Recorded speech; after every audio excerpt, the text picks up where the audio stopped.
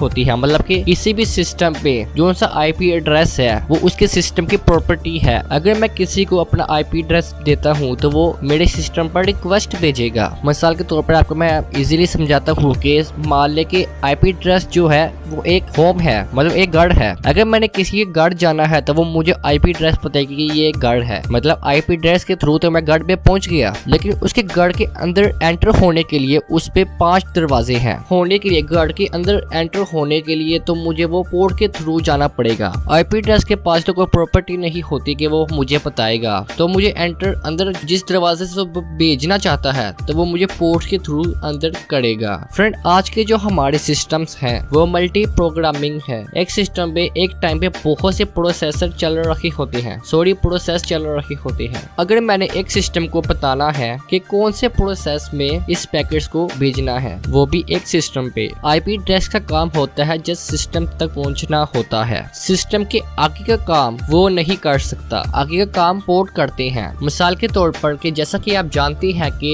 HTTP जो होता है पोर्ट 18 होता है, मतलब पोर्ट 18 पे काम करता है। जब आप जैम यूज करते हो, जब आप उसे ओपन करते हो तो आपके सामने पोर्ट 18 नजर आता है। तो जैम क्या करता है कि वो आपके सिस्टम पे पोर्ट 18 लिसनर स्टार्ट करता है, मतलब पोर्ट 18 से जो कनेक्शन आ रहा है वो उसको एक्सेप्ट करेगा। तो HTTP की जो रिक्वेस्ट है बाय डिफॉल्ट पोर्ट 80 पे ही जाती है, इसलिए आपकी वेबसाइट खुलती है। तो मैं आपको ये बताने की कोशिश कर रहा हूँ कि एक सिस्टम तक मैं गया, उस सिस्टम पे बहुत से प्रोसेसर रन हो रही है, तो मैंने कौन से प्रोसेस पे जाना है तो वो मुझे वो पोर्ट नंबर बताएगा, तो मैं उस प्रोसेस पे जाऊंगा। फ्रेंड, मैं आपको फिर से बता दूं, आईपी एड्रेस जो होता है वो एक सिस्टम तक जाता है और जो पोर्ट होता है वो एक प्रोसेस तक जाता है। पोर्ट का काम है प्रोसेस तक जाना, सिस्टम तक नहीं। सिस्टम तक जस्ट आईपी एड्रेस जाता है। सो फ्रेंड, ये काम है पोर्ट्स का। पोर्ट का काम ये है कि किस दरवाजे से जाना है, किस रूम में जाना है। आईपी एड्रेस का जस्ट ये काम है किस घर में जाना है, और पोर्ट हमें बताएगा किस दरवाजे जस्ट जाना है और किस रूम के अंदर जाना है। ये काम है पोर्ट के। फ्रेंड,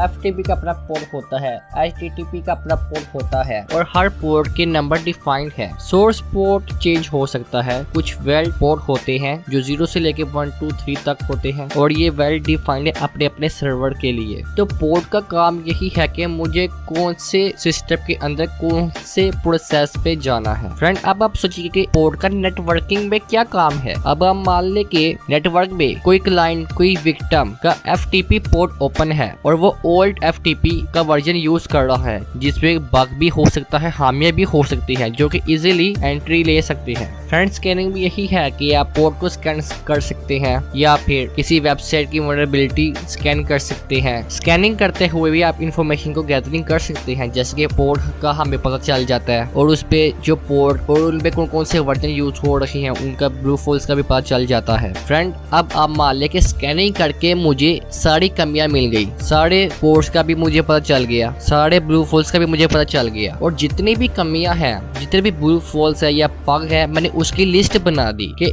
इस कमी से इस पोटेंशियल को मैं हैक कर सकता हूँ। मैंने भी कुछ हैक नहीं किया है, मैंने भी जस्ट निकाल कर स्टोर किया है, वो भी लिस्ट में। अब हम चलते हैं अगले नेक्स्ट टॉपिक की तरफ, गेनिंग एक्सेस। ये बहुत ज्यादा इंपॉर्टेंट पार्ट है, तो इसको गौर से सुनना। कमियों को मिलने के बाद उसको एक्सप्लॉइट करना, उसको हम गेनिंग एक्सेस कहते हैं। वल्नरेबिलिटी को एक्सप्लॉइट करना, एक्सप्लॉइट का मतलब बुरे तरीके से या फिर फायदा उठाना वल्नरेबिलिटी या कमियों का। फ्रेंड, इसके लिए बहुत ज्यादा टूल्स हैं और बहुत ज्यादा टेक्निक्स भी हैं। इसके पहले से भी बहुत सारे टूल्स बने हुए हैं, आप खुद के भी टूल्स बना सकते हो इसके लिए। पाइथन में, PHP पे स्क्रिप्ट बना सकते हो वेबसाइट्स की। सो फ्रेंड, अब हम बात करते हैं फोर्थ पार्ट की। फोर्थ पार्ट भी है मेंटेनिंग एक्सेस। फ्रेंड, आप मान ले कि अगर आप कोई चीज हैक कर रहे हो, कि अगर आपकी चाहत है कि आप इसको बार बार हैक करें या फिर आप उसको हैक करते ही रहे या फिर उसके सिस्टम की इंफॉर्मेशन आपको मिलती रहे, वो भी हमेशा वो जो कर रहा है वो मुझे आपको पता चलता रहे, आप उसकी वेबकैम से उसको देखते रहे और भी आप उसकी इंफॉर्मेशन गैदरिंग करते रहे कि वो कहाँ जा रहा, क्या कर रहा है, किससे मिल रहा है, ये सब कुछ। तो मेंटेनिंग का मतलब एक्सेस को बनाए रखना। तो हमेशा के लिए कैसे एक्सेस मिलेगी, उसके लिए भी कुछ टर्म्स है। बैकडोर होता है जिससे हमेशा के लिए एक्सेस बन जाती है। बैकडोर मतलब पीछे का दरवाजा, कि किसी को पता नहीं है कि पीछे का दरवाजा है कि नहीं, लेकिन मैं उससे आ भी रहा हूँ और जा भी रहा हूँ। मुझे पता है लेकिन सिस्टम के ओनर को नहीं पता है। मान ले कि मैंने बैकड्रॉप बनाया है खुद से, मैं जब चाहे आ रहा हूँ और जब चाहे जा रहा हूँ, वो भी बिना पताए, मतलब पता ना चलने दे। तो ये मेंटेन रखना जरूरी है, परसिस्टेंस रखना जरूरी है। तो फ्रेंड अब हम चलते हैं अगले नेक्स्ट टॉपिक की तरफ। तो ये टॉपिक आपका बहुत ज्यादा फेवरेट होगा और बहुत अच्छा टॉपिक है, इसके बारे में कोई भी नहीं आपको बताएगा। तो इस टॉपिक का नाम है clearing log. Friend clearing log ये वो चीज है जब आप किसी का सिस्टम हैक कर लेते हैं तो उस पे कुछ फाइलें बन जाती हैं। जो भी कुछ आप एक्टिविटी करते हैं उस पे वो फाइलें बन जाती हैं। तो अगर उसको साइबर सिक्योरिटी उस फाइल को रीड कर ले तो उसको पता चल जाएगा कि मैंने उसके सिस्टम को हैक किया है। साइबर सिक्योरिटी ऐसे ही पता लगाती है कि आप जो भी कुछ हैकिंग की एक्टिविटी करते हो तो उसके सिस्टम पर या फिर उसकी वेबसाइट पे जब भी कहीं भी आप हैकिंग कर रहे होते किसी भी सिस्टम पे, तो उस पे लॉग्स फाइल्स बन जाती हैं।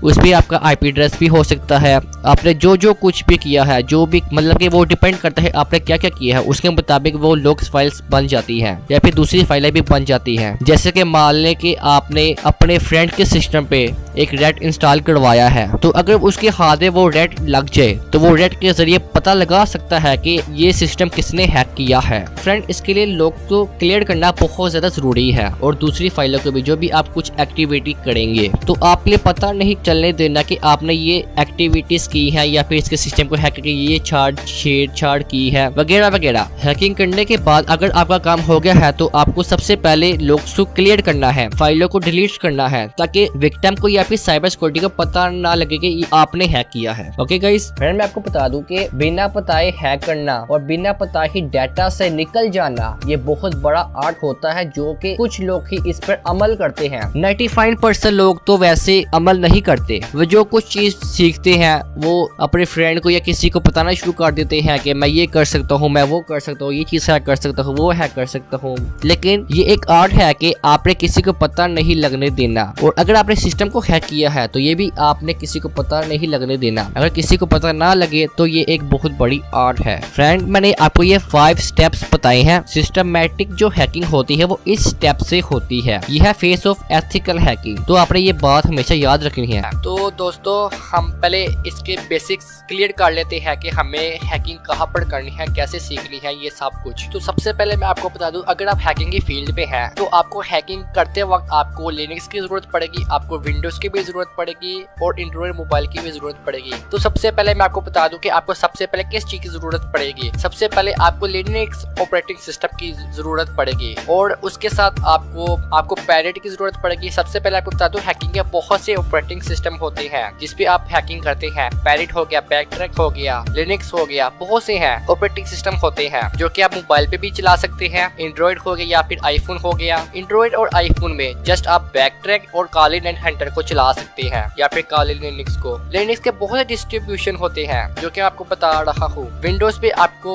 हर ऑपरेटिंग सिस्टम मिल जाएगा हैकिंग के लिए, बहुत से डिस्ट्रीब्यूशन होते हैं, आपको ये भी डाउनलोड कर सकते हैं। लेकिन जो बेस्ट और पॉपुलर जो है वो है लिनक्स, बैकट्रैक और पैरेट। तो बहुत से मुझे फ्रेंड ने कहा कि हमें लिनक्स के बारे में बताएं और इसकी बेसिक भी चीजें बताएं, और आप ये सारी चीजें मैं आपको इस वीडियो में क्लियर कर दूंगा। तो आपने इस वीडियो के एंड तक जरूर देखना है। अगर आप लिनक्स के बारे में नहीं जानते, अगर आप नए हैं, लिनक्स को भी चला रहे हैं, आपको लिनक्स मुश्किल लगता है, अगर आपने इस वीडियो को पूरा एंड तक देख लिया तो आप लिनक्स को आसानी से चला पाएंगे। मतलब इससे ये होगा कि अगर आप इस वीडियो को देखते हैं तो फ्यूचर में आपको कोई भी एरर नहीं आएगा। अगर कोई एरर आएगा तो आपको उसका सोल्यूशन भी पता चल जाएगा। तो आपने इस वीडियो को मिस नहीं करना। देखिए लिनक्स को चलाने के मैंने बहुत से तरीके आपको बताए हैं, एंड्रॉइड पे भी बताया है और पीसी पे भी बताया है कैसे आप चला सकते हैं। तो मैं आपको इस वीडियो पे भी बता देता हूँ। तो मैं आपको इस वीडियो में 2 वर्चुअल बॉक्स पे लिनक्स चलाकर दिखाऊंगा, वर्चुअल बॉक्स पे और VMware वर्कस्टेशन में। तो फ्रेंड हम सबसे पहले बात कर लेते हैं कि हमने इसको डाउनलोड कैसे करना है और अपने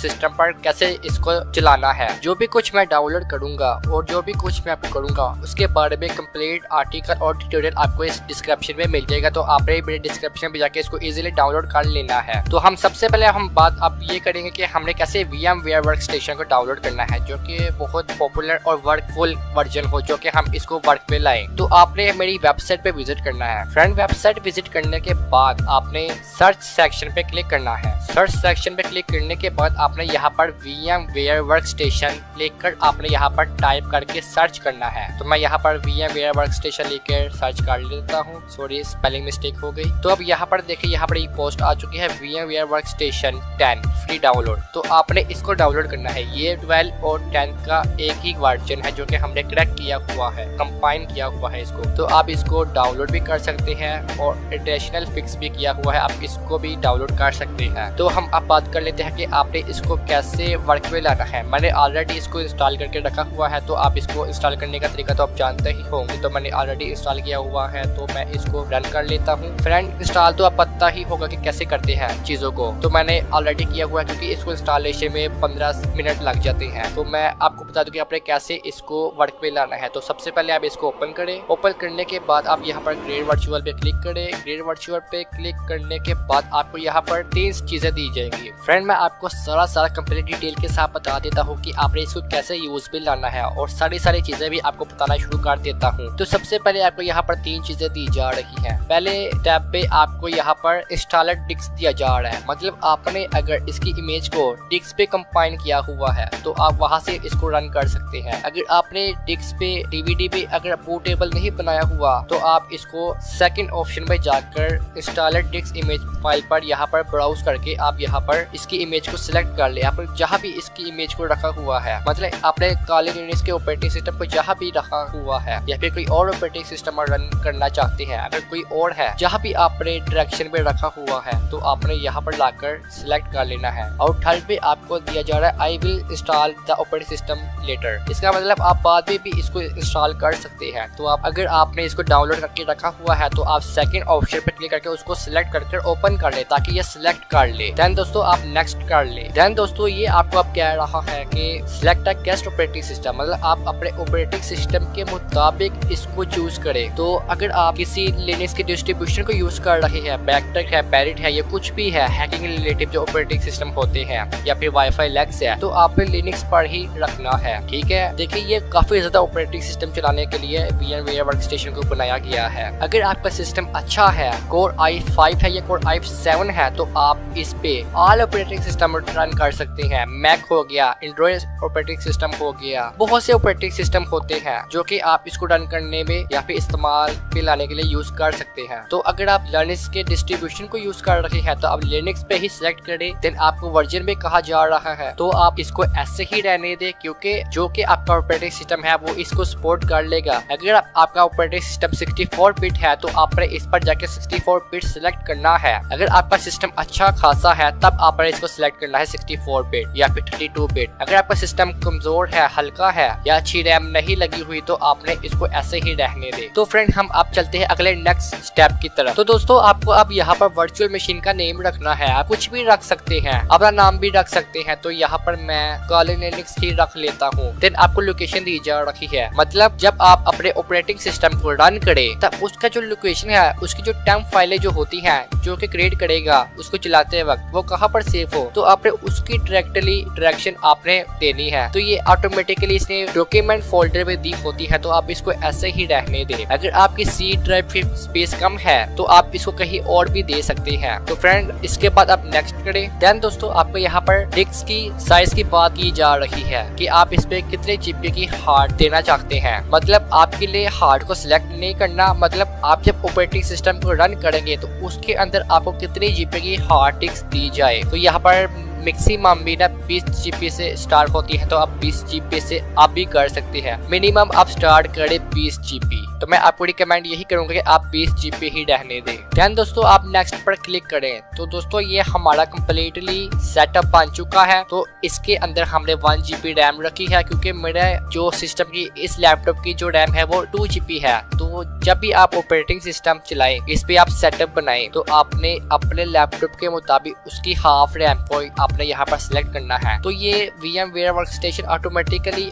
आपकी रैम के मुताबिक ही इसको सिलेक्ट करेगा। तो मेरी 2GB थी तो इसने 1GB को सिलेक्ट किया है। तो आप यहाँ पर आकर अपने प्रोसेसर को भी चेंज कर सकते हैं। अगर आपका प्रोसेसर काफी अच्छा है, हाई क्वालिटी का है, तो आप उसको जाके चेंज कर सकते हैं, जिससे ये होगा कि आपका ऑपरेटिंग सिस्टम अच्छा वर्क करेगा। देन दोस्तों आप स्टार्ट पर क्लिक करें। तो फ्रेंड जैसा कि आप यहाँ पर देख सकते हैं कि इसने लिनक्स को रन करना शुरू कर दिया है, इसने ऑपरेटिंग सिस्टम को चलाना शुरू कर दिया है, आप यहाँ पर देख सकते हैं। तो फ्रेंड आप चाहे तो यहाँ पर इसे यहाँ पर इंस्टॉल भी कर सकते हैं, लेकिन मैं आपको इंस्टॉल करके नहीं दिखाऊंगा क्योंकि उसके लिए आपकी हार्ड डिस्क काफी ज्यादा होनी चाहिए। क्योंकि यहाँ पर मेरा जो लैपटॉप ये है इस पे ज्यादा हार्ड डिस्क नहीं है, मतलब जो भी मैं अपना काम वगैरह करता हूँ उसकी वजह से मेरा सारी पार्टीशन की डिस्क फुल है। तो मैं आपको ये लाइव चलाकर दिखा देता हूँ। तो फ्रेंड आप यहाँ पर देख सकते हैं कि इसने ऑपरेटिंग सिस्टम को लोड करना शुरू कर दिया है, मतलब ये सारी फाइल्स को कॉन्फ़िग कर रहा है इसको चलाने के लिए। दोस्तों लिनक्स को ऑन होने में वक्त भी लग सकता है। अगर आप बैकट्रैक यूज करते हैं या पैरेंट यूज करते हैं तो वो तब ही ऑन हो जाएगा, लेकिन लिनक्स है जो कि बहुत ज्यादा टाइम लेता है। अगर आपकी 2GB रैम है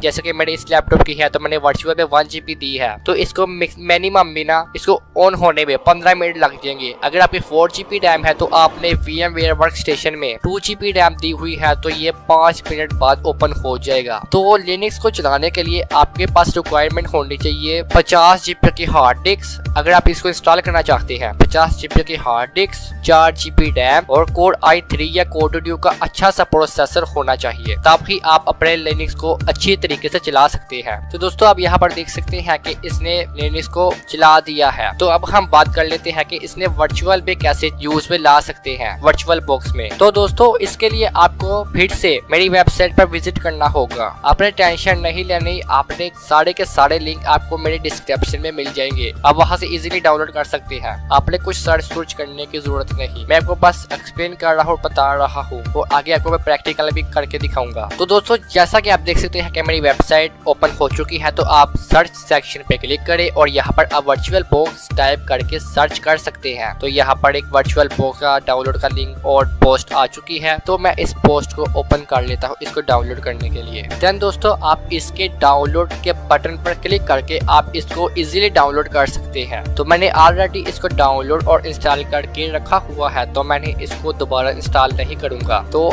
आपको मैं बता दूं कि आपने इस पर कैसे लिनक्स को वर्क में लाना है। तो मैं अब इसको ओपन कर लेता हूं। तो अब आपको यहाँ पर एक वर्चुअल मशीन को बनाना पड़ेगा, तो उसके लिए आप न्यू पे क्लिक करें। न्यू पे क्लिक करने के बाद आपको यहाँ पर नाम लिखना है, आप कोई सा भी यहाँ पर नेम दे सकते हैं। तो यहाँ पर मैं लिनक्स ही दे देता हूँ। देन उसके बाद आपने टाइप पर क्लिक करना है, तो टाइप पे आपको माइक्रोसॉफ्ट विंडो मिलेगी, तो आपने लिनक्स पर क्लिक करना है जैसा कि हमने VMware वर्कस्टेशन पर किया था। सारा का सारा प्रोसेसर हमने यहाँ पर ही दोबारा जोड़ना है। तो आपने वर्जन पर क्लिक करने के बाद Ubuntu 32 बिट को सिलेक्ट करना है। अगर आपका ऑपरेटिंग सिस्टम 64 बिट का है और अगर आपकी 4GB रैम है और आपका Core i3 है या 3 से ऊपर कोई प्रोसेसर लगा हुआ है, तो आपने 64 बिट को सिलेक्ट करना है। देन आप नेक्स्ट पर क्लिक कर दें। देन दोस्तों आपको यहाँ पर मेमोरी साइज का कहा जा रहा है, मतलब आपने यहाँ पर रैम की मेमोरी को सिलेक्ट करना है। आप उसको कितनी देना चाहते हैं, आपके जितनी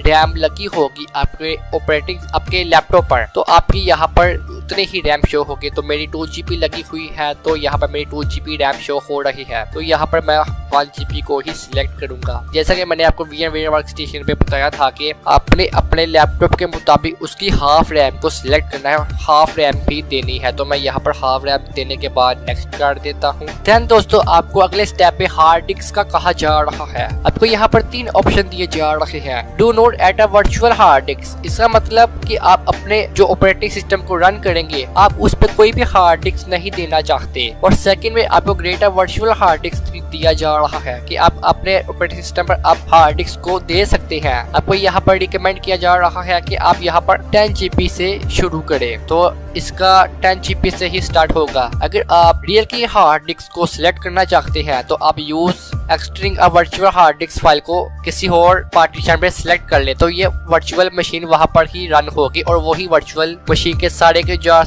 पैकेट्स और टेम्प फाइल उसी पार्टीशन पे सेव होंगे और जो पार्टीशन का साइज होगा वो ही वर्चुअल मशीन पे शो होगा, मतलब ऑपरेटिंग सिस्टम पर शो होगा। देन दोस्तों आपको हार्ड डिस्क फाइल के टाइप बताई जा रही है, मतलब VID कर सकते हैं, VHD कर सकते हैं, मतलब VID का मतलब वर्चुअल बॉक्स डेस्क इमेज। ये ओल्ड वर्जन के जो डेस्क इमेज होती थी उसके बारे में बताया जा रहा है। आपका ऑपरेटिंग सिस्टम जहाँ भी कहीं पड़ा हुआ है जिस टाइप का है आपने वो सिलेक्ट करना है। तो वर्चुअल बॉक्स डेस्क इमेज है तो हमने फर्स्ट पर ही क्लिक करके नेक्स्ट कर देना है। देन दोस्तों स्टोरेज और फिजिकल हार्ड डिस्क का कह रहा है, मतलब हार्ड डिस्क फिजिकल के बारे में ये बात कर रहा है। तो आपने डायनामिकली अलोकेटेड पे सिलेक्ट करके नेक्स्ट कर देना है। अगर आप फिक्स्ड साइज करते हैं तो आपका जो हार्ड डिस्क का जो साइज होगा वो ये शो करेगा। तो आप जस्ट डायनामिकली अलोकेटेड पर सिलेक्ट करके नेक्स्ट कर दे। देन दोस्तों ये आपको आप फाइल लोकेशन और साइज का कह रहा है, तो आप इसको ऐसे ही रहने दे और नीचे आए आप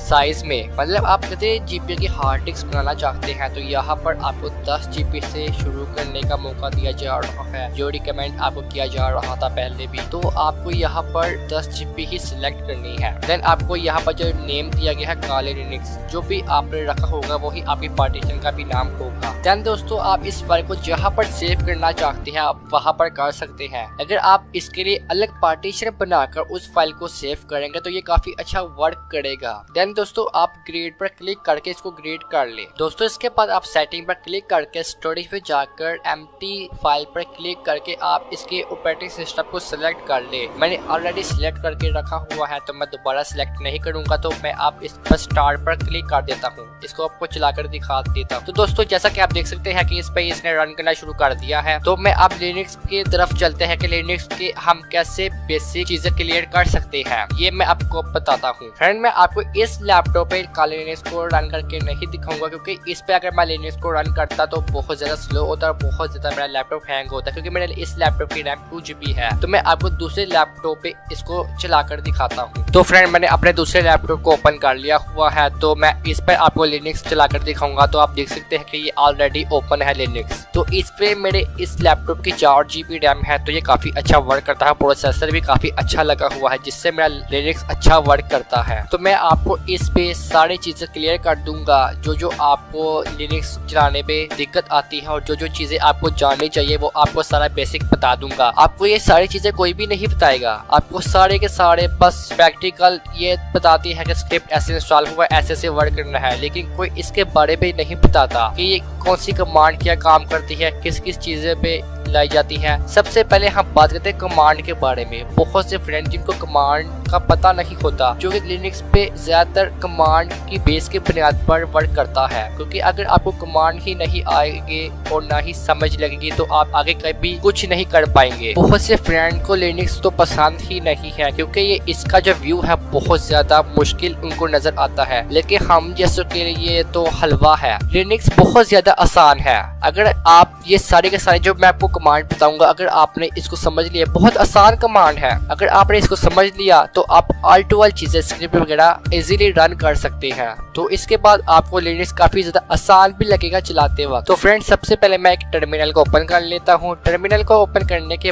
बाद मैं यहाँ पर एक कमांड टाइप करता हूँ ifconfig। दोस्तों ये बहुत पॉपुलर और बेसिक कमांड है। ये इस कमांड के बारे में आपको जरूर पता होना चाहिए, क्योंकि इस पे मैं आपको बहुत सी चीजों के बारे में बताऊंगा ये किस लिए यूज होती है। दोस्तों ifconfig से आप अपना IP एड्रेस भी पता कर सकते हैं, जैसा कि आप यहाँ पर देख सकते हैं कि iNet के आगे आपको यहाँ पर अपना IP एड्रेस देखने को मिलता है। देन उसके बाद आपको नेटमार्क्स के आगे आपका एड्रेस देखने को मिलता है, पोस्टकास्ट का एड्रेस भी आपको देखने को मिलता है और iNet6 IP एड्रेस मिलता है, जो कि शॉर्ट फॉर्म में करके 8 डिजिट्स का बना दिया जाता है। कैसे बनाते हैं वो भी मैं आपको फ्यूचर में बताऊंगा। देन दोस्तों आपको यहाँ पर फिर लोग का बताया जाता है, ये इसको छोड़े इतना ये खास बात नहीं है। नीचे आइए, आपको यहाँ पर WLAN 0 शो हो रहा है। दोस्तों ये वो है जो कि आपके साथ जो डिवाइस अटैच होंगी, जो अडाप्टर अटैच होंगे, उनका IP एड्रेस देखने के लिए ये शो होगा। और WLAN 0 बहुत सी चीजों के लिए शो काम पे लाया जाता है, जैसे कि हम वाईफाई हैकिंग करते हैं तो WLAN के 3 मोड होते हैं, WLAN 0, WLAN Mon 1, WLAN Mon 0 Mon। ये मोड होते हैं जो कि हैकिंग पे वर्क आते हैं। कभी कभार कुछ मोड वर्क नहीं करते तो इनको चेंज करना पड़ता है। तो इनको चेंज करने का तरीका भी मैंने अपने वाईफाई हैकिंग कोर्स में बताया हुआ है। अगर आपने बाय किया है तो आप इस चीज को काफी अच्छे तरीके से समझ सकते हैं कि IF कॉन्फ़िग किस लिए यूज होती है। लेकिन दोस्तों आजकल जस्ट पीपल यही जानते हैं कि IF कॉन्फ़िग से जस्ट अपना iNet के आगे IP एड्रेस ही दे सकते हैं, लेकिन ये गलत है। तो मैं आपको बता दूं कि ये काम कैसे करते हैं। मतलब जो मैंने अडाप्टर लगाया हुआ है, अगर मैं इसको डिस्कनेक्ट कर दूं तो ये शो होता है कि नहीं। मैंने पहले आपको दिखा देता हूँ कि यहाँ पर अपना वाईफाई अडाप्टर और मैं अपना वाईफाई सेटिंग भी दिखा देता हूँ कि यहाँ पर शो हो रहा है कि नहीं। तो फ्रेंड आप यहाँ पर देख सकते हैं कि यहाँ पर वाईफाई सेटिंग शो हो रही है और यहाँ पर वाईफाई के नेटवर्क भी शो हो रही है। तो अगर मैं इसको डिस्कनेक्ट कर दूं तो अब मैं दोबारा IF कॉन्फ़िग कमांड टाइप करूं तो आप यहाँ पर देख सकते हैं कि WLAN यहाँ पर शो नहीं हो रहा और ना ही इस पे उसका कोई मॉन शो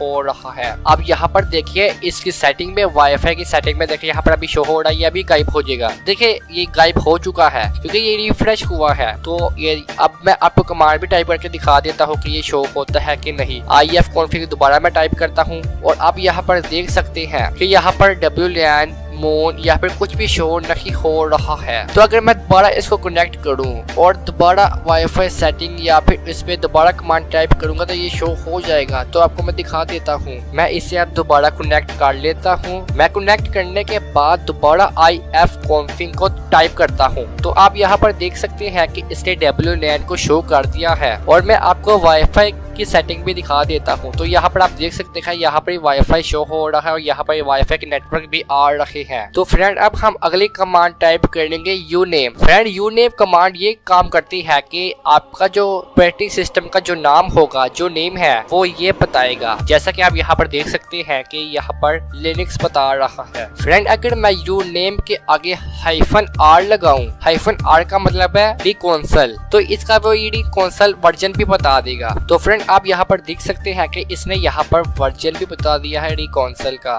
तो फ्रेंड अगर हम यूनेम के आगे -A लिखें, फ्रेंड A का मतलब है ऑल, क्योंकि हम जो कमांड टाइप करते हैं उसकी शॉर्टकट फॉर्म यूज करते हैं। ऑल की शॉर्टकट फॉर्म होती है A। तो अगर मैं यहाँ पर यूनेम -A टाइप करता हूँ तो आप यहाँ पर देख सकते हैं कि इसने all to all information, detail वगैरह, वर्जन वगैरह सब कुछ बता दिया है। फ्रेंड अगर आप ये पता करना चाहते हैं कि आपने कौन सी कमांड टाइप किए हैं तो उसके लिए हम कमांड टाइप करते हैं हिस्ट्री। हिस्ट्री को आपका मतलब पता ही है कि हिस्ट्री का क्या मतलब है और ये किस लिए यूज होती है। तो आप सिंपल हिस्ट्री फुल वर्ड लेकर टाइप करेंगे तो आपने जो भी कुछ टाइप किया होगा वो आपका शो हो जाएगा। जैसे कि अब यहाँ पर मैं टाइप करता हूँ हिस्ट्री। तो दोस्तों आप यहाँ पर देख सकते हैं कि यहाँ पर इसने सब कुछ शो कर दिया है, क्या क्या मैंने टाइप किया था। तो फ्रेंड अब हम बात कर लेते हैं कि डायरेक्शन के बारे में, मतलब हमने किसी भी फाइल को डायरेक्टली ऑन कैसे करना है कमांड के जरिए। तो उसके लिए हम कमांड टाइप करते हैं CD या फिर LS का। फ्रेंड CD हम काफी चीजों के लिए इस्तेमाल करते हैं और LS का मतलब होता है लिस्ट,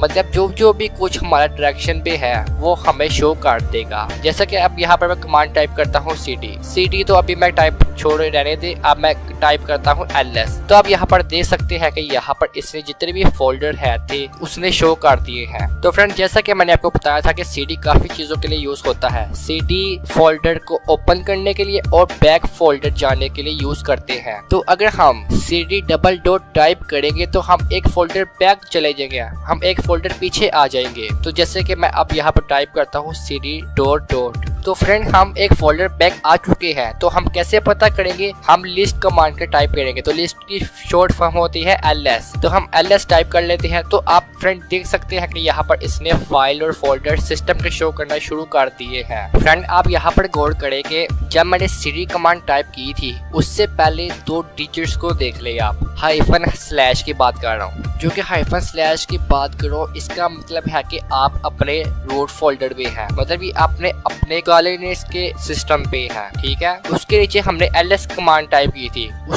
सबसे पहले भी 2 डिजिट्स को देख ले जो कि स्लैश हैश है। इसका मतलब है कि आप यूजर्स के हार्ड डिस्क पे है, मतलब आप दूसरी पार्टीशन में है, यूजर्स के डिस्क में है आप। फ्रेंड मेरे कहने का मतलब ये है कि जब आप डायरेक्शन की कमांड को रन कर रहे हो, अगर उस पे हाइफन स्लैश आ जाए तो आप समझे कि आप अपने सिस्टम के फोल्डर में है, सिस्टम के फाइल फोल्डर में है, ठीक है। आप उसके साथ लिंक है, इजीली आप Alt+L चीज कर सकते हैं। उस पे आपके पास Alt+L परमिशन अलाउ होती है। अगर आपकी डायरेक्टली डायरेक्शन कमांड में स्लैश हैश आ जाए तो इसका मतलब है कि आप यूजर्स के फोल्डर में है, यूजर्स के पार्टीशन में है, यूजर्स की ड्राइव में है। इस पे आपको परमिशन अलाउ नहीं होती। इस पे अगर आपके स्लैश हैश आ रही हो तो इसका मतलब है कि आप यूजर्स के फोल्डर में है, यूजर्स के ड्राइव में है, तो आप चीजों को रन नहीं कर पाते। उनको परमिशन आपको पहले अलाउ करनी होगी, देन आपके पास ये चीजें वर्क में आएंगी। आपने ये इस चीज को समझना है, इस चीज के कंसेप्ट को समझना है। अगर आपको समझ नहीं लगती तो आप मुझे कमेंट करें, इसके मुताबिक मैं आपके लिए कंप्लीट ट्यूटोरियल बना दूंगा। अब हमें कमेंट करके बता दें कि आपको नहीं समझ लगी। तो ये छोटी सी चीज है, आपको जरूर पता होना चाहिए। इस चीज का पता होगा तो आप आगे जाके चीजों को अच्छे से समझ पाएंगे। दोस्तों, जो रूट फोल्डर जो आपको यहाँ पर देखने को मिल रहा है, हम जो भी कुछ करते हैं, डाउनलोड करते हैं, स्क्रिप्ट को इंस्टॉल करते हैं या फिर जो भी कुछ हम रन कर रखे होते हैं, वो ऑलमोस्ट रूट के अंदर होता है। मतलब जैसे कि हम पीसी पे कुछ भी कर रखे होते हैं, डाउनलोड करते हैं या फिर किसी चीज को इंस्टॉल करते हैं, तो सबसे पहले वो सारे पैकेट्स चीजें टेम्प फाइल पे जाती है, देन वो हमारे सामने फिर वो इंस्टॉल